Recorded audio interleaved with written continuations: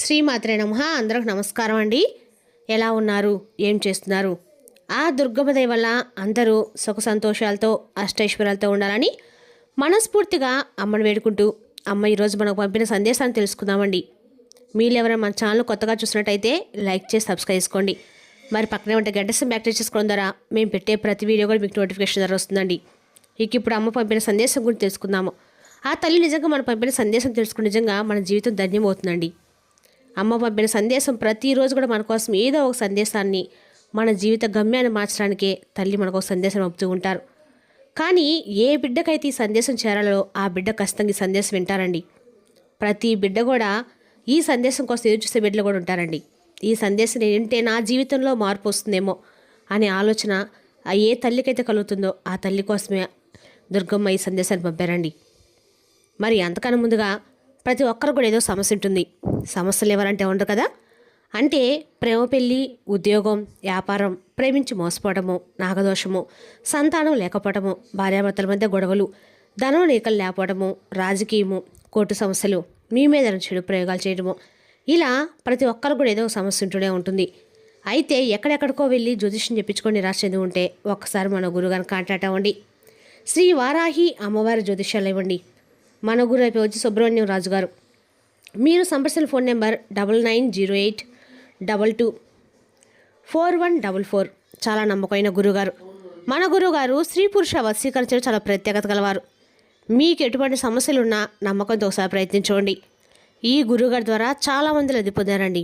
మేము కూడా మాకున్న సమస్యల్ని ఈ గురుగారి ద్వారానే పరిష్కరించుకున్నాము. 100% గంటలో పరిష్కారం చూపిస్తారు. దూర ప్రాంతంలో వారికి కూడా ఫోన్ కాల్ ద్వారా ప్రతి ఒక్క సమస్యకు ఖచ్చితంగా పరిష్కారం కలదు. ఒక్కసారి నమ్మకంతో ప్రయత్నించండి. ఇప్పుడు అమ్మ పంపిన సందేశం గురించి తెలుసుకుందామండి. బిడ్డ, నువ్వు ఎదురు చూస్తున్నటువంటి నీ కోరిక నెరవేరబోతుంది. ఇక నువ్వు దుఃఖించవద్దు. నీ దుర్గమ్మ మాటలను ఆలకించి సంతోషంగా నీ మనసు ప్రశాంతంగా మార్చడానికి ప్రయత్నం చేస్తావు కదూ. అయితే తప్పకుండా ఈరోజు ఈ దుర్గమ్మ మాటలను ఆలకించే తీరాలి. అవును, నేను చెప్తున్నది నిజమే. ఎలాంటి దుర్గమ్మ, నువ్వు చెప్పేది ప్రతిరోజు ఇలాగే చెప్తూ ఉన్నావు. ఏదో మాటల గారెడితో నన్ను మోసం చేయొద్దు దుర్గమ్మ అంటూ ఉన్నావు కదూ. అయితే ఈరోజు నా మాటలు నువ్వు తప్పకుండా వినాలి. ఎందుకు చెప్తున్నానో తెలుసా? ఈ మాటలతో కూడినటువంటి నీ సందేశం అంటే ఖచ్చితంగా నీకే చేరాలని ఈ దుర్గమ్మ ఈ సందేశాన్ని పంపింది. ఒక గొప్ప సందేశం నువ్వు విన్న తర్వాత నువ్వు చేయవలసినటువంటి నీ కర్తవ్యం నీకు బోధపడుతుంది. అలాగే నీ మనసు కూడా సంతోషంగా ఉంటుంది. కాబట్టి ఈ దుర్గమ్మ మాటలను తప్పకుండా నీవు పూర్తిగా విను. నీ కోరిక నెరవేరుతుంది. ఇందులో ఎలాంటి సందేహాలు కానీ అనుమానాలు కానీ నీవు పెట్టుకోవాల్సిన అవసరం లేదు. ఇక బాధపడాల్సిన అవసరమూ లేదు. ఎందుకంటే నేను ఎప్పుడు నీ పక్కనే ఉంటున్నాను. నేను నిన్ను ఎప్పటికీ ఒంటరి పరిస్థితులు విడిచిపెట్టలేదు. నేను నీ ముందే వెళ్తూ ఉంటున్నాను. నీ పక్కనే ఉండి అన్నీ చూస్తూ గమనిస్తూ ఉంటున్నాను. ఎప్పుడు ఏ క్షణంలో అయినా సరే, ఎలాంటి పరిస్థితి ఎదురైనా సరే నేను నీతోనే ఉంటున్నాను అనేటువంటి నమ్మకాన్ని మాత్రం నువ్వు కోల్పోవద్దు. నమ్మకంగా ఉండు. కేవలం నమ్మకాన్ని మాత్రమే నుండి నేను అడుగుతున్నాను.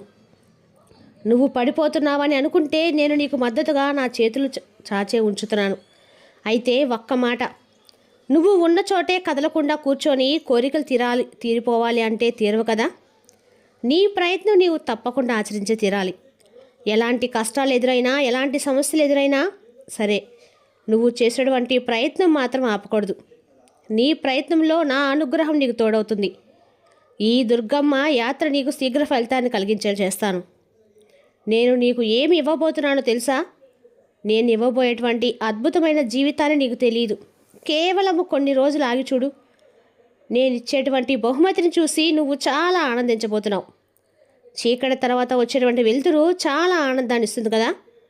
ఆ ఆనందాన్ని ఏ విధంగా అయితే నీవు ఆస్వాదిస్తావో అదేవిధంగా కష్టాల తర్వాత వచ్చే సుఖాలు కూడా ఎంతో సంతోషాన్ని, అలాగే ఎక్కువగా నీకు అందులో ఉన్నటువంటి ఒక గొప్ప అర్థవంతమైనటువంటి జీవితాన్ని నీకు బోధపరిచేలా చేస్తుంది.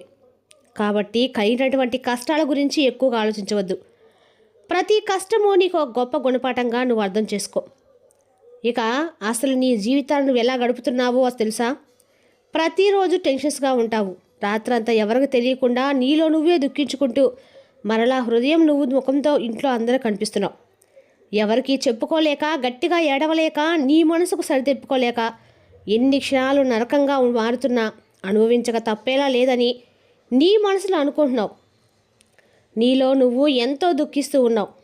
నువ్వు అనుకున్నవన్నీ వ్యతిరేకంగా జరగడం వలన నువ్వు చేసేటువంటి ప్రయత్నాన్ని కూడా వదిలేశావు. అందుకే చెప్తున్నాను, నువ్వు కూర్చున్న చోటే ఆగిపోవద్దని, ఆశలను కోల్పోవద్దని.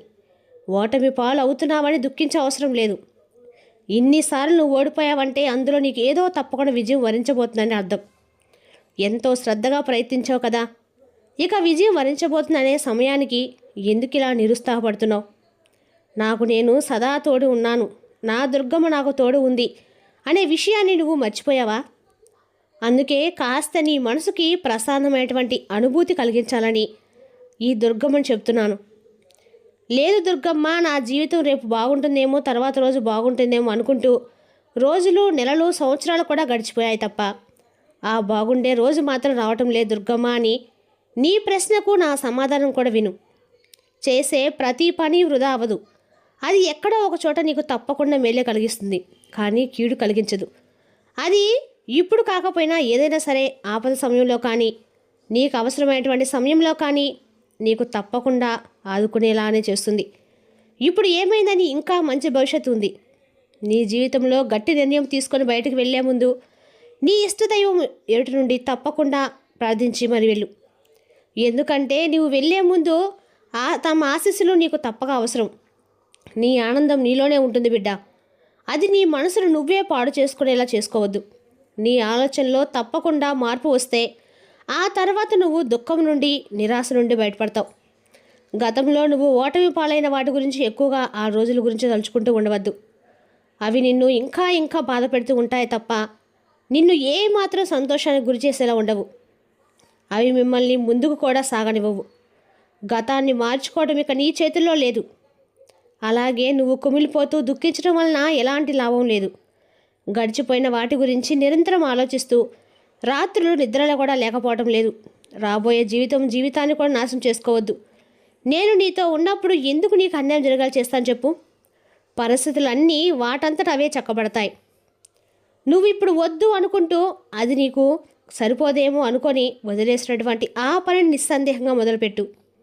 నీవు చేసే పనిలో ఎలాంటి ఇబ్బందులు ఎదురైనా సరే కృంగిపోకుండా ధైర్యంతో నిలబడి నా నామస్మరణ చేస్తూ ఉండు.